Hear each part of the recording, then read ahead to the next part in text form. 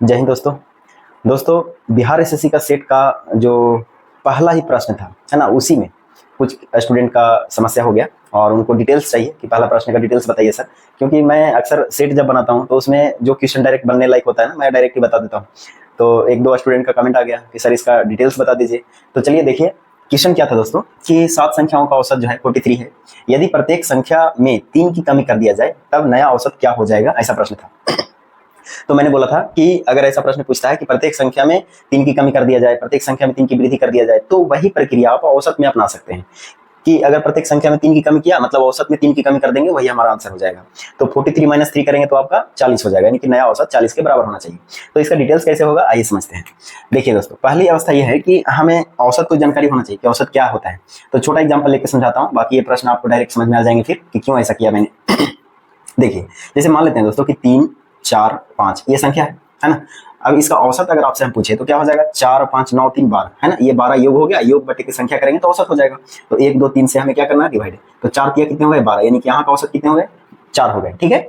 अब कहा कि इसमें से हम कुछ संख्या को घटाते हैं, प्रत्येक संख्या में सेम प्रक्रिया करेंगे। तो आइए मान लेते हैं कि इसमें से हम 3 घटा देते हैं, है ना। तो जब 3 घटाएंगे तो प्रत्येक संख्या में 3 घटाएंगे, तो इसमें 3 घटाएंगे तो ये हो जाएगा 0, इसमें 3 घटाएंगे तो हो जाएगा 1, इसमें 3 घटा देंगे तो कितने हो जाएंगे, बच जाएंगे आपका 2। अब इसका औसत हम निकालना चाहें तो 2 और 1 कितने हो जाएंगे, 3, 3 और 0 जोड़ेंगे तो 3 हो जाएगा, है ना। ये योग हो गया और बटा संख्या, तो 1, 2, 3, 3 से डिवाइड करेंगे तो क्या हो जाएगा, ये औसत हो गया कितना, 1 के बराबर। अच्छा ध्यान से समझिए दोस्तों, पहले 3 संख्याओं का औसत कितना आया, 4। ठीक है। अब कहा कि प्रत्येक संख्या में 3 की कमी कर दिए तब औसत जो है 1 के बराबर हो गया। जरा ध्यान से देखिएगा तो समझ में आ जाएगा आपको कि पहले औसत था 4, अब हो गया 1, तो कितने की कमी हो गया औसत में, 3 की कमी हो गया ना। आई बात समझ में। अब जरा एक चीज और थोड़ा देख लेते हैं कि क्या और भी काम करेगा क्या ऐसा। देखिए मान लेते हैं दोस्तों कि प्रत्येक संख्या में हम अभी 2 की वृद्धि कर देता हूँ, है ना। 2 की वृद्धि, 3 की वृद्धि, 5 की वृद्धि, 10 की वृद्धि, 20 की वृद्धि, कितना की वृद्धि कीजिए, औसत में भी सेम प्रक्रिया होने वाला है। देखिए, तो 2 की वृद्धि करेंगे तो ये हो जाएगा 5, इसमें 2 की वृद्धि कर देंगे तो ये हो जाएगा 6, ठीक है, और इसमें 2 की वृद्धि करेंगे तो ये हो जाएगा 7। अब इसका अगर हम औसत चाहिए दोस्तों तो कितना हो जाएगा, 7, 6, 13, 13, 5 कितने, 18, 18 बटे के कितना लिखेंगे, 1, 2, 3, ठीक है ना, औसत के लिए 3, तो 6 दिया कितने हो गए, 18, यहाँ का औसत कितना आया, 6 आ गया। अभी देखिए 3 संख्याओं का औसत कितना था, 4, प्रत्येक संख्या में 2 की वृद्धि कर दिया गया तब नया औसत कितना हो गया, 6।